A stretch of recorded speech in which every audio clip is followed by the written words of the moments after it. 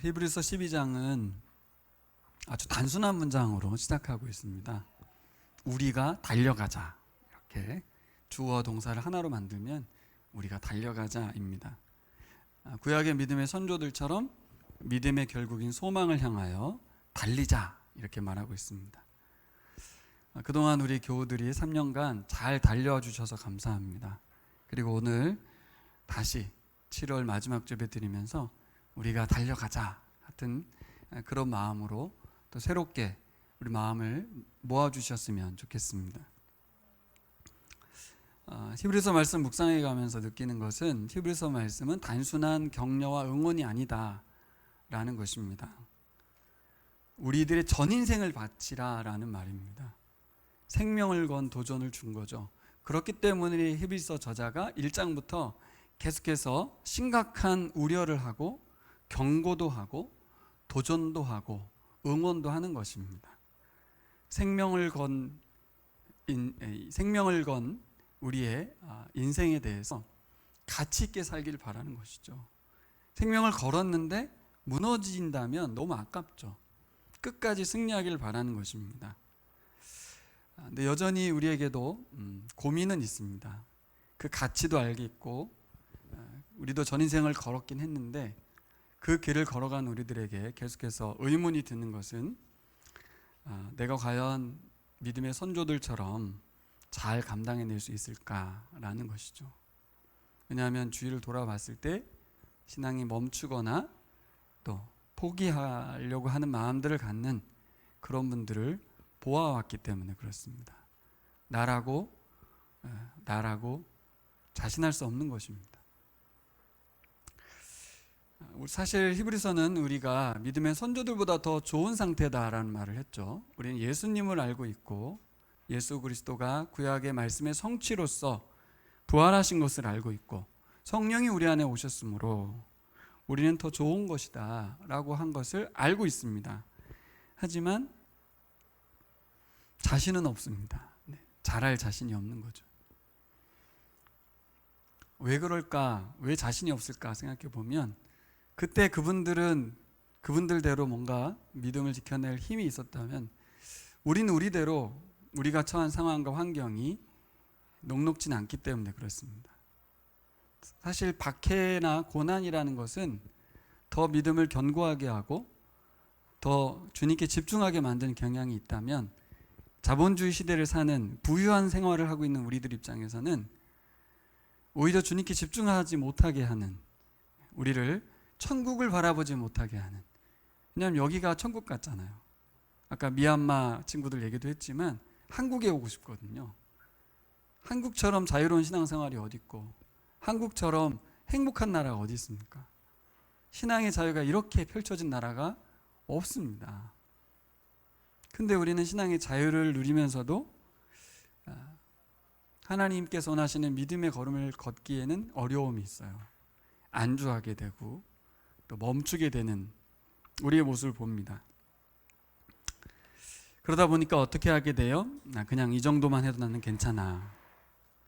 할 수 있는 만큼만 하면 되는 거지 라고 자꾸 우리를 멈추게 만듭니다.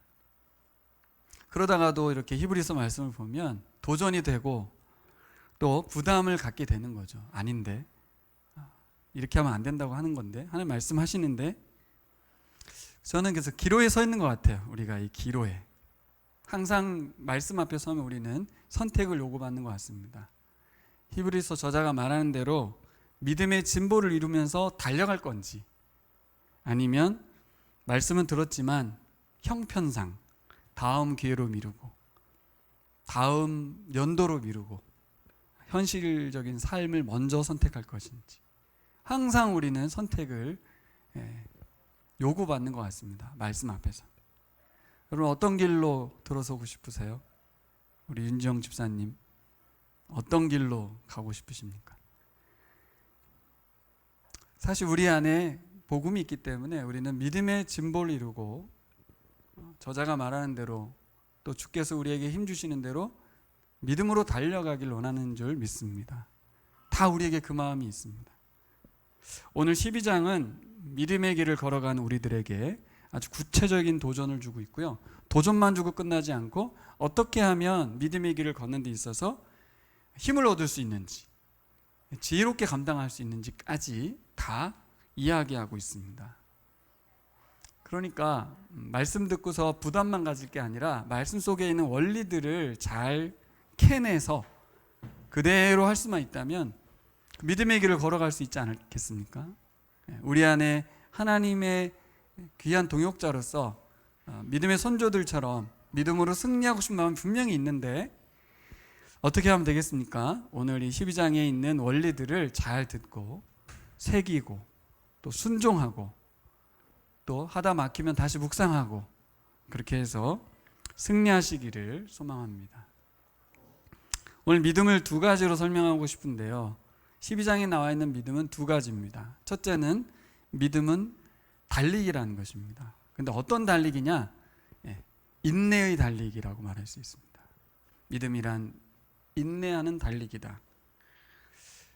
여러분, 일반적으로 달리기하고 이 믿음의 달리기는 성격이 좀 달라서 오늘 어떤 원리를 제공하냐면 달리기를 누가 시켰냐 한데 믿는 순간 우리는 달리기 시작했다는 거예요.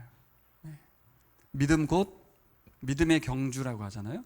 달리기가 시작됐다는 거예요. 근데 그냥 달리는 사람들이 아닙니다. 오늘 성경을 보면 어떤 사람들이냐? 우리는 선수라는 것입니다. 선수. 근데 그 선수도 어떤 선수냐?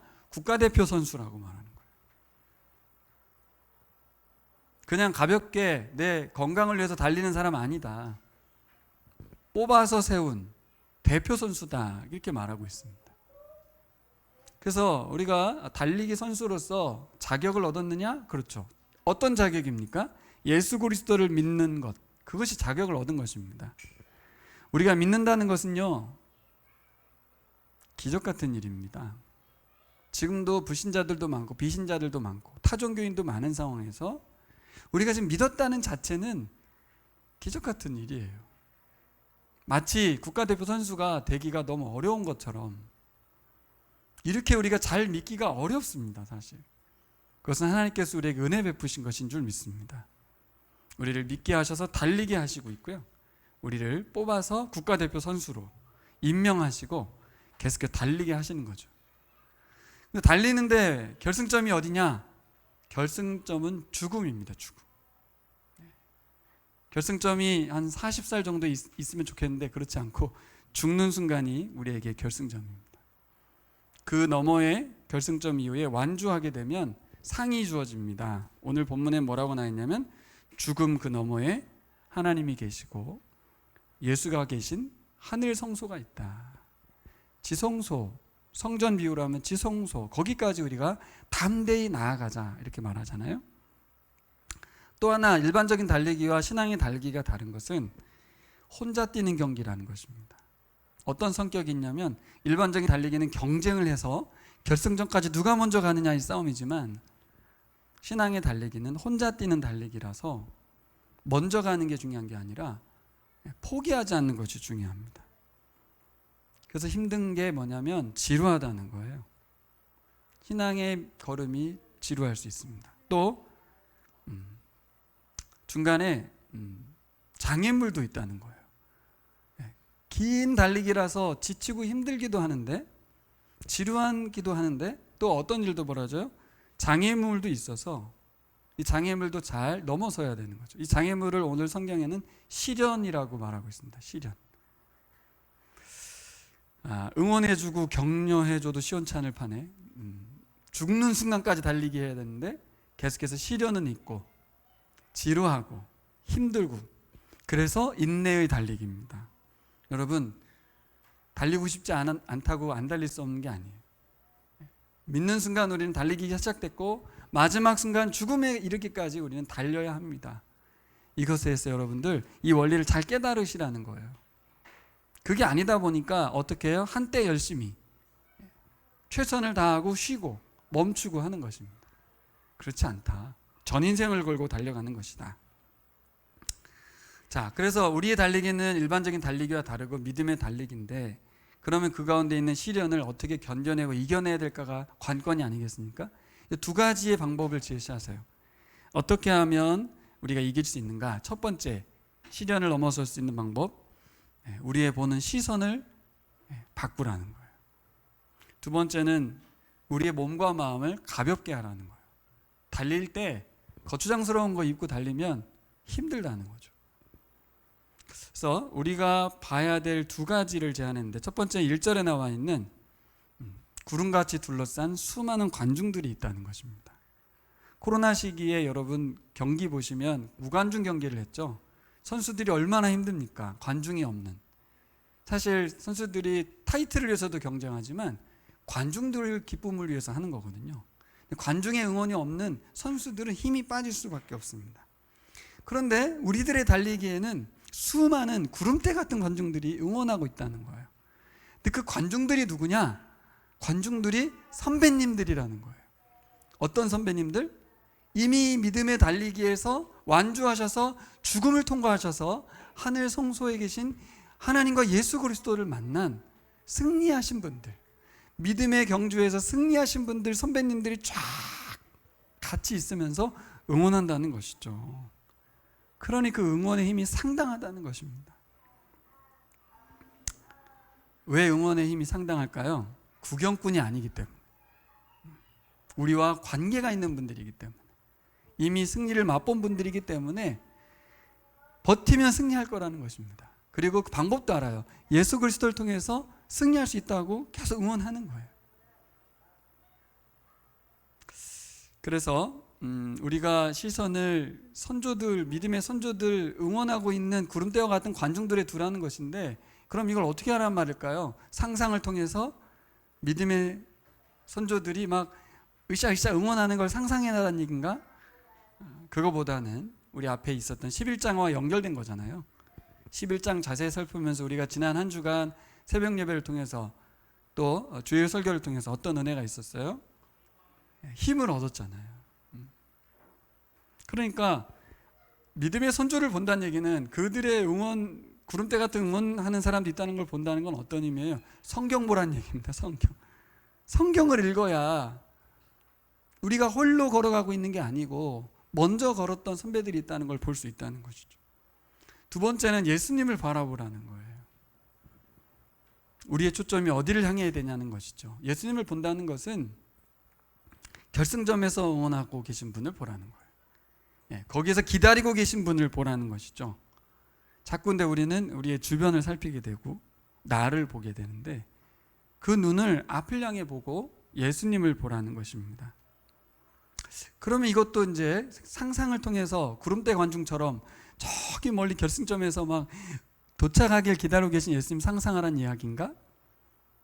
그거보다는 전 동일하게 성경 보라는 이야기로 구체적으로 설명할 수 있다고 봐요. 제자들이 시리에 빠져가지고 갈릴리 바닷가에서 금을 던지고 있을 때 예수님 찾아오셔서 아침밥을 해 먹이시면서 내 양을 먹여라, 내 어린 양을 쳐라 격려하시고 비전을 제시하셨던 그 성경 말씀을 보면서 예수님을 보는 것이죠. 예수님은 결승점에 도착해서 하늘 보좌 우편에 앉으신 분이 이 땅에 오셔서 부활하셔서 제자들 곁에 가까이 오셔서 응원하시고 격려하셨어요. 놀랍지 않습니까? 너희들이 나처럼 부활의 몸을 입을 거야. 살아있는 동안 내가 감당하지 못했던 미완성한, 할 수도 있었지만 하지 않은 그 사역을 넘겨주시면서 그들에게 감당하라고 하셨습니다. 두 번째, 우리가 시련을 이겨낼 수 있는 방법은 몸을 가볍게 하는 거예요. 마음도 가볍게 해야 돼요. 어떻게? 여기 보면 모든 무거운 것과 얽매는 죄를 벗어버리라 그러잖아요. 무거운 것이란 우리의 발목을 잡는 과거의 습관, 아픔들일 것입니다. 얽매기 쉬운 죄는 현재의 문제를 포함하는 복잡한 상황들일 것입니다. 그러니까 과거와 현재의 우리의 믿음의 걸음을 자꾸 이렇게 발목 잡는 것들. 여러분, 과거의 실수, 아픔들, 우리 출신, 얽힌 관계들에 사로잡히면 무슨 일이 벌어집니까? 눈이 좁아집니다. 어떤 눈이 좁아지냐면 마음의 눈이 좁아들어요. 마음의 눈으로 뭐를 보는 건데요? 마음의 눈으로 관계를 보는 거거든요. 하나님과의 관계를 보고 사람들과의 관계를 보는 건데, 마음의 눈, 마음의 시야가 좁아들면 자꾸 뭐만 현상적인 것만 보입니다. 중요한 게 관계인데, 하나님과 자신과 상황을 똑바로 볼 수가 없어요. 관계적으로 해석해내지 못하고 마음의 눈이 좁아들어서 자꾸 안 보이면 어떤 일이 벌어져요? 관계적으로 해결하지 않고, 관계가 중요한데 그것을 해결하지 않고 자꾸 내 상황을 바꾸려고 하는 거죠. 죄가 뭡니까? 죄는 하나님과 관계를 거절하는 게 죄입니다. 죄의 문제를 빨리 해결해야 돼요. 왜냐하면 하나님과 관계의 문제가 심각해지면 어떻게 돼요?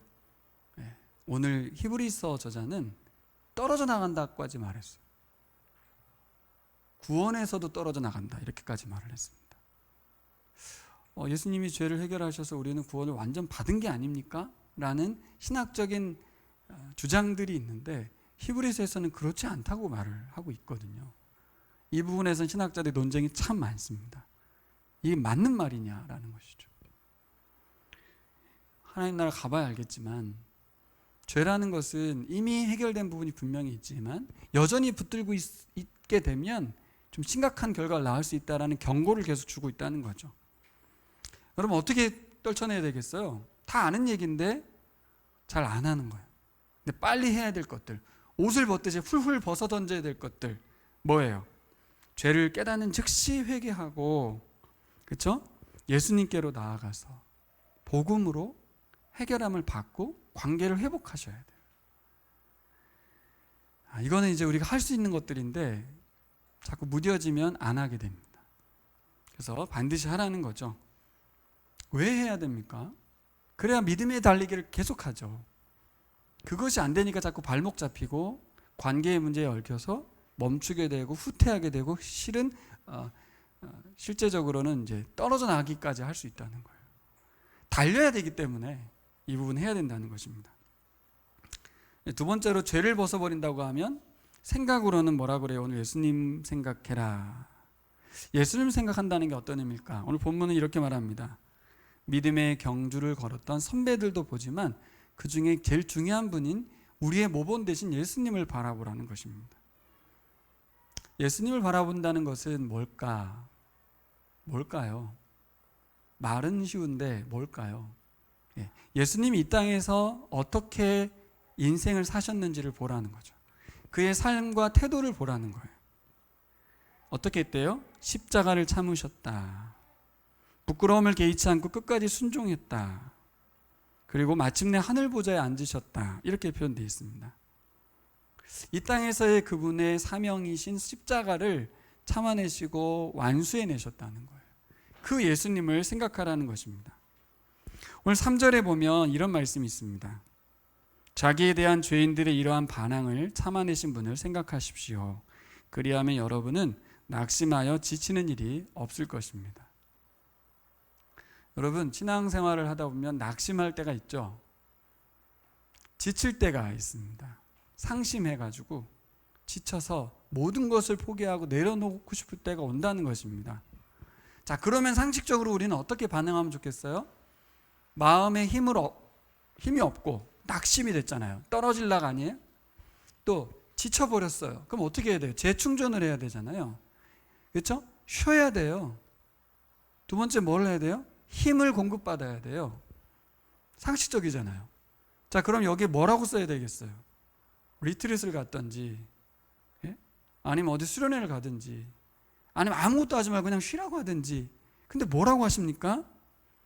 자기에 대한 죄인들의 이러한 반항을 참아내신 분을 생각하십시오. 들립니까, 여러분에게 이게? 목사님, 저는 지금 모든 걸 내려놓고 쉬어야 됩니다. 근데 뭐 어떻게 하라고요? 예수님처럼 살라는 거죠? 예수님을 생각하라는 얘기는 고난을 계속 당하라는 거잖아요. 저는 이렇게 설교 못할 것 같은데 히브리서 쓰신 분은 이렇게 말씀하셨어요. 그래서 저도 당황스러웠습니다. 이게 뭐지? 쉼을 갖거나 힘을 길러야 할 텐데 이게 지금 교인들에게 들릴까? 여러분 어떻습니까? 그냥 말씀이니까 그냥 그런가 보다 하고 넘어가기에는 히브리서를 쓰신 분이 왜 이렇게 말을 했을까요? 믿음이 달리기에서 쉼을 얻는 것과 힘을 얻는 것은 다 예수님께로부터 온다는 겁니다. 정말 중요한 원리죠.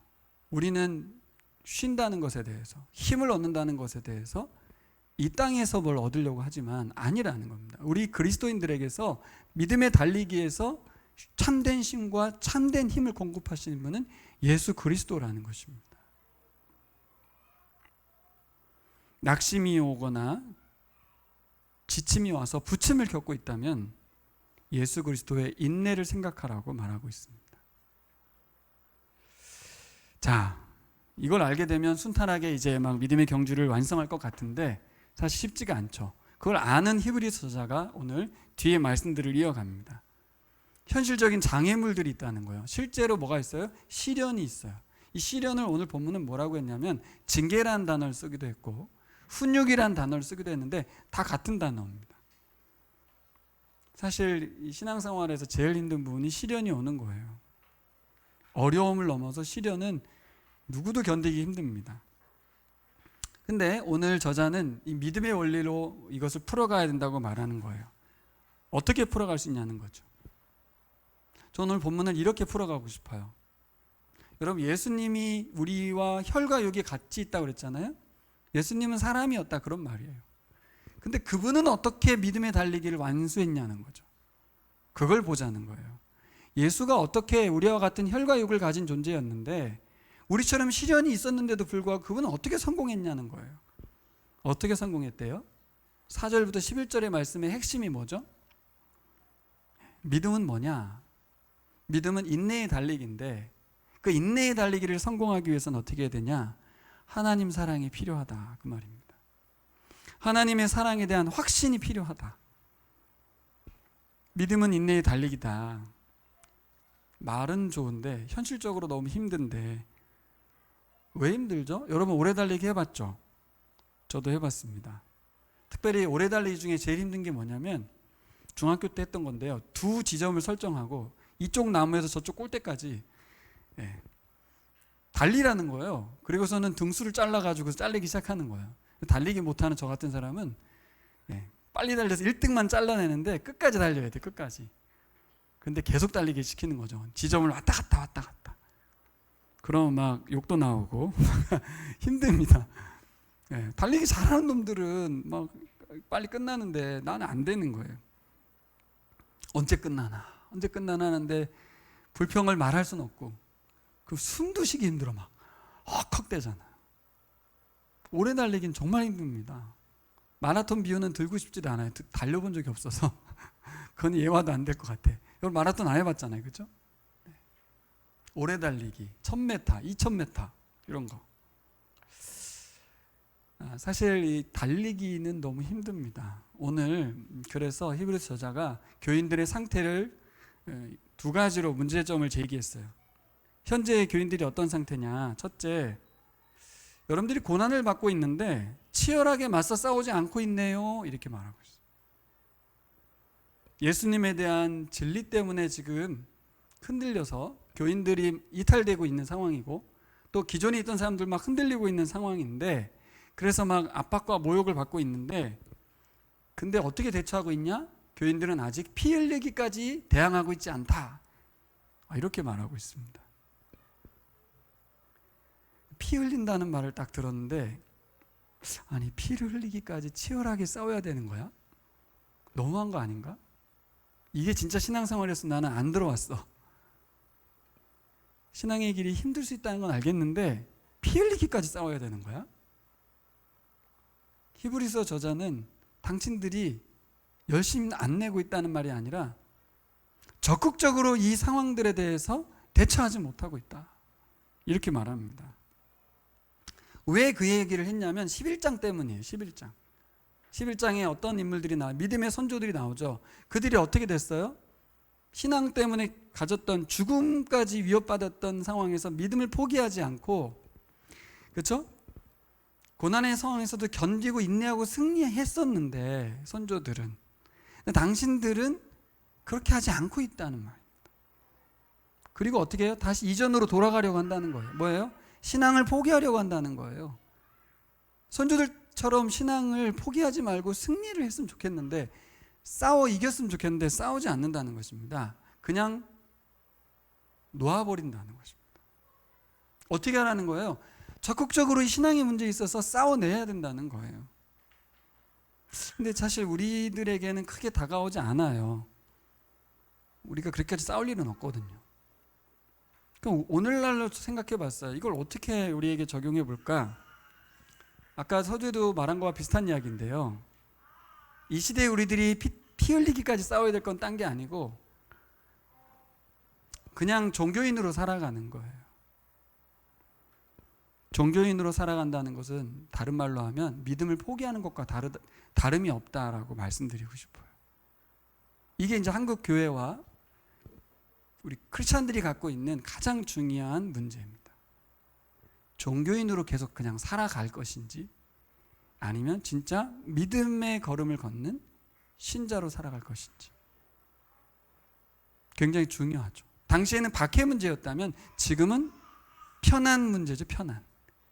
편안하고 안락하게 신앙생활을 하면서 대충 그냥 살아갈 것인지, 아니면 적극적으로 믿음을 지켜가고 진보해가면서 살아갈 것인지의 문제죠. 정체된 교인이 되는 것, 예배를 멈추는 교인이 되는 것, 성경을 읽고 기도하는 삶을 가벼이 여기는 교인이 되는 것, 교회를 위해서 헌신하고 희생하는 것을 두려워하는 교인으로 살지 않기 위해서 치열하게 자신과 싸우는 사람, 내 은사와 재능을 나만을 위해 사용하지 않기 위해서 치열하게 싸우면서 공동체를 위해서 헌신하는 사람, 그런 사람 되기 위해서 자꾸 배우고 익히고 훈련받고 몸을 쓰고 마음을 다하여 훈련받는 사람, 그런 사람 되는 것이 저는 이 시대에 피 흘리기까지 싸우는 사람이라고 생각을 해요.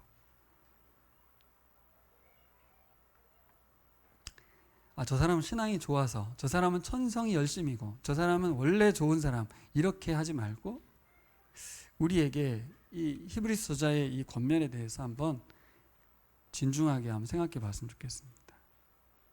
자꾸 우리 땅이 나를 붙게 만들고 돈이 나를 편안하게 만들고 있다면 돈을 버리셔야 돼요. 이게 죄처럼 나를 달리게 하는 데 있어서 멈추게 만들고 뒷걸음질 치게 만드는 것일 수 있다면 돈도 버려야 돼요. 스펙도 버려야겠죠. 내가 가지고 있는 것들이 달리기를 멈추게 하고 뒷걸음질 치게 한다면 나의 모든 학력과 실력들도 다 내려놔야 돼요. 그렇지 않으면 죽을 때까지 달려가지 않고 어느 선에서 우리는 종교인이 되어버릴 것입니다. 제가 이렇게 설교할 수 있는 것이 감사한 것이, 오늘 본문에 이런 말들을 했는데 해석해 보면 제 해석이 이 시대에는 맞을 것 같아요. 우리가 피 흘릴 일은 없거든요. 불편해야 되는 거고 힘들어야 되는 거예요. 무엇을 위해서? 내 자신의 본성을 이겨내고 유전적인 법칙들을 이겨내고 끝까지 가기 위해서. 은혜가 안 되시면 은혜가 되도록 바꿔드리겠습니다. 우리는 뽑힌 국가대표라고 하는 정체성을 회복하셔야 된다는 거죠. 이게 내가 평신도고 일반인이고 평범한 사람이라고 생각하니까 제가 앞에 한 말이 이해가 안 되지만, 국가대표라면 다르지 않습니까? 국가대표가 지금 일본하고 싸워서 계속 지금 3연패를 하고 있어요. 축구에서 0대3으로 졌어. 이번에 욕 바가지로 먹었어요. 그렇게 실렁실렁 게임하면 욕 먹습니다. 국가대표는 국가를 대표하는 사람들이에요. 그러려면 그 실력을 내서 이기려면 어떻게 해야 돼요? 평소에 피 터지게 열심히 연습해야 돼요. 그리고 감독이 그를 위해서 막, 야, 너 지금 이렇게 하면 안 되지, 이렇게 말하는 거에 대해서 기분 나빠하는 선수는 없습니다.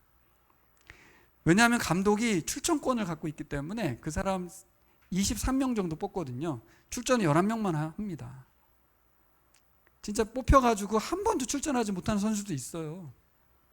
어떻게? 열심히 해서 감독의 눈에 띄어서 뽑혀서 써야 되는데, 우리가 정말 국가대표 뽑힌 선수라는 마음이 있다면 이 피 흘리기까지 철저하게 싸워내라고 하는 이 후리서 저자의 말이 들리는 것이고요. 그게 아니고 난 별거 아니야. 나는 그냥 이렇게 하면 내가 뭐 그렇게까지 피 흘리기까지 해야 돼? 이렇게 될 수 있는 것입니다. 여러분, 감독이라면, 아버지라면 대표 선수가 된 자를 실렁실렁 훈련시키지는 않습니다. 여러분, 우리 스스로 뽑힌 사람들, 국가대표라는 생각을 가지고 달려갔으면 좋겠습니다.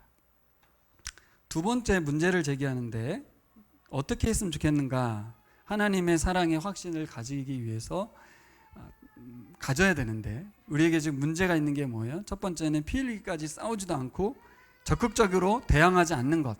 두 번째는 문제가 뭘까요? 오늘 본문에 뭐라고 됐냐면 하나님께서 알려주신 성경 말씀을 잊어버렸다 이렇게 써놨습니다. 그 말씀이 뭐냐면 잠언 3장 11절에서 12절의 말씀이었어요. 이 잠언 말씀은 뭐라고 되어 있냐면 아버지는 훈육을 통해서 자식을 훈련시킨다는 거예요. 그래서 믿음의 길을 걷다 보면 반드시 만나게 되는 게 시련인데 이 시련은 디시플린입니다. 디시플린. 훈련이란 단어로 해석할 수 있어요. 징계라고도 말할 수 있어요. 근데 이 징계는 잘못해서 하는 게 아닙니다.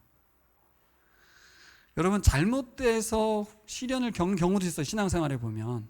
그것도 아버지 입장에서 보면 훈육이에요. 훈육. 훈련에 해당된다는 뜻입니다.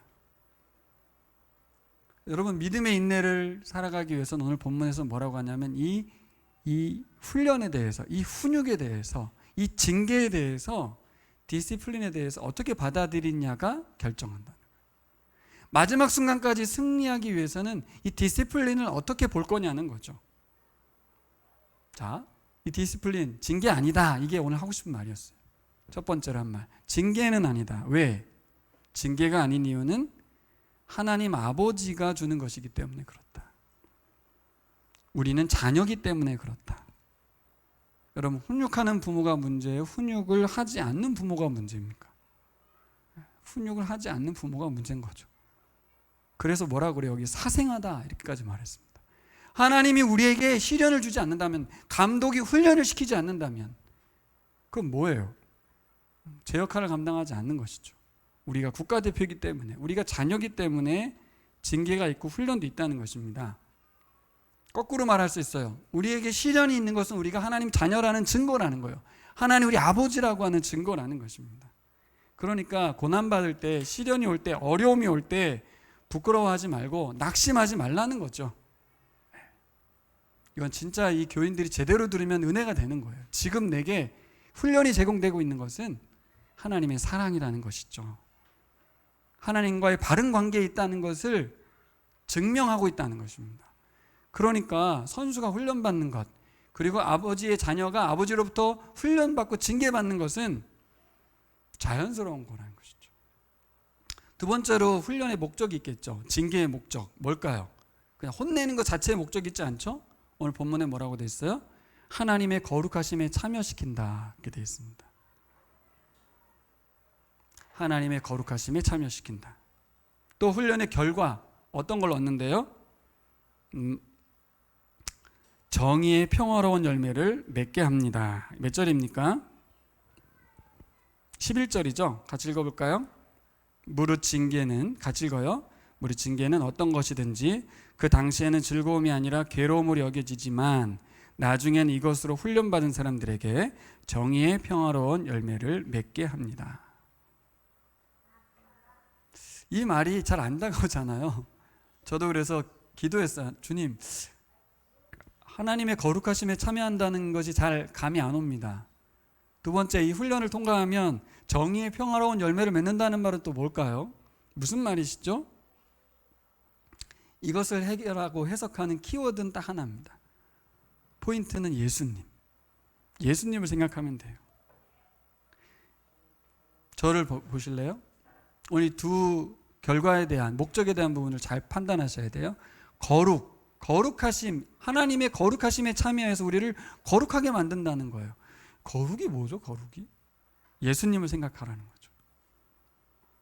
자, 하나님과 예수님이 거룩한 분인데 거룩한다는 게 무슨 말이에요? 다른 존재들하고 구별된다는 뜻이잖아요. 다른 존재들과 구별된다. 다르다는 의미가 있죠. 그렇죠? 근데 이거를 긍정적으로 보면 어떤 게 되냐면 하나님 그 자신이다라는 뜻이 돼요. 그러니까 우리가 다른 사람들하고 다른 존재가 된다는 뜻은 무슨 말이냐면 우리가 원래 지어진 우리의 모습 그대로가 된다, 그런 뜻이 되는 거예요. 그럼 현재 우리가 어떤 상태예요? 변형된 상태, 거룩하지 않은 상태라는 거죠. 이번 성경학교 주제도 비교하지 않아요인데요, 핵심은 뭡니까? 빛나 자매는 빛나 자매의 원래 모습을 회복한다는 뜻이죠. 그게 거룩하게 된다는 뜻이에요. 신의 자매는 신의 자매의 모습을 잃어버린 하나님 형상을 회복한다, 그런 뜻입니다. 하나님 원래 그런 분이세요. 그게 거룩이란 뜻이죠. 근데 예수님이 사람으로서 거룩하게 되셨어요. 이루시고 됐어요. 그러니까 우리도 된다는 얘기입니다. 이게 엄청난 거죠. 하나님의 거룩하심에 참여한다는 말은 너무 추상적이고 이해가 안 됐는데 잘 생각해 보면 예수님과 같은 존재가 된다는 뜻이죠. 어떤 존재? 여기 본문은 뭐라고 돼요? 십자가를 참으시고 죄인들의 반항을 참아내신 분. 세상에 이런 사람은 없습니다. 근데 그리스도인은 이렇게 한다는 거예요. 자기에게 주어진 십자가를 참고 죄인들의 반항을 참아내신 분처럼 우리도 그렇게 거룩하게 다른 사람과 달리 우리의 원래 하나님 형상을 가지고 세상에서 거룩한 존재로 살아갈 수 있다는 거죠. 더 쉽게 말하면 우리도 예수님처럼 인내할 수 있는 사람이 되었다, 그런 뜻이에요. 어떻게 그렇게 됐어요? 시련 때문에, 하나님의 징계 때문에, 하나님의 훈련 때문에 된 거예요. 그러니까 훈련을 거부하거나 훈련에서 이탈되면 안 된다는 거예요. 훈련이 우리를 마지막 죽음에 이르기까지 하나님의 거룩하신 성품에 참여하기까지 우리를 단련시킬 거라는 거죠.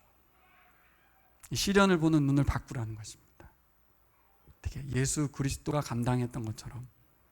그리고 두 번째 나와 있는 정의의 평화로운 열매는 또 뭘까? 이 정의의 평화로운 열매. 예수님께서 어떤 분이에요? 하나님의 요구하신 의를 완성했죠.